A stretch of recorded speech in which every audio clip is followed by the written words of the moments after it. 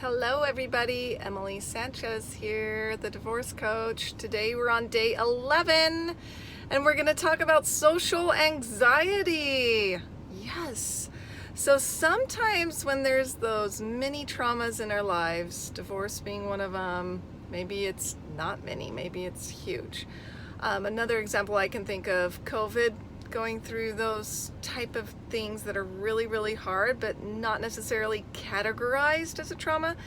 It can work as like a springboard for other problems that we encounter.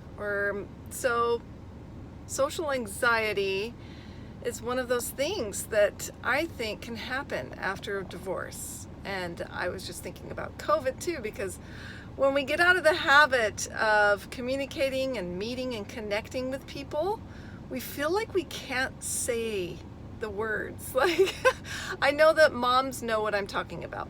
After you have a baby too, you feel like your brain is fried, you haven't been around adults, and you go out and you try to socialize and you just feel like you sound dumb. Like, I had big social anxiety after my third child.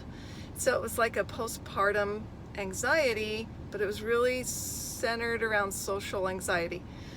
And so there's a couple of things that I wanted to talk about that can help. Now, one thing nobody really addresses, but the root of social anxiety is that you care about what other people think more than what you think. Okay, I want you to think about that for a second.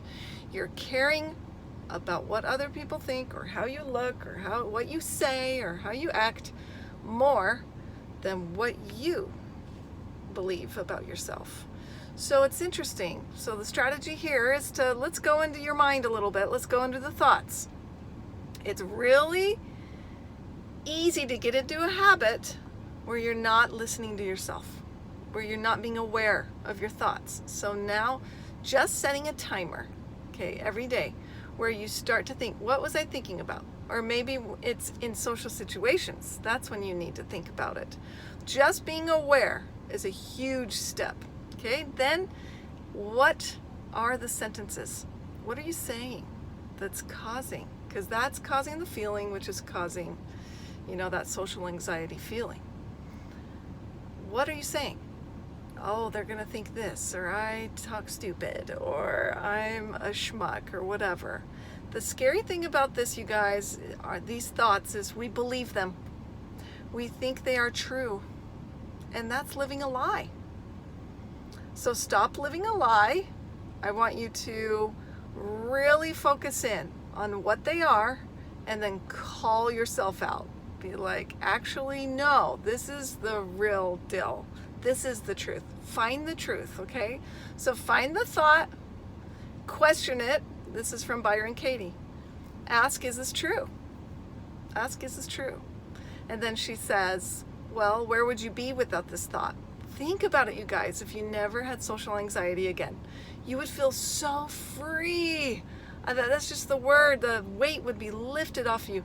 Freedom in this life to be and act and go and do and whatever you wanted, right? So where would you be without it?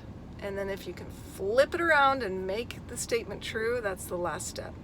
But I just want you to do those few things, okay? Good luck on day 11.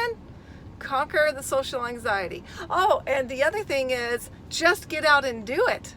Go out. Just maybe start with 10 minutes. Go to the gym. 15 minutes. Right, you're not going to jump, if you're anything like me, you don't jump into an ice cold pool.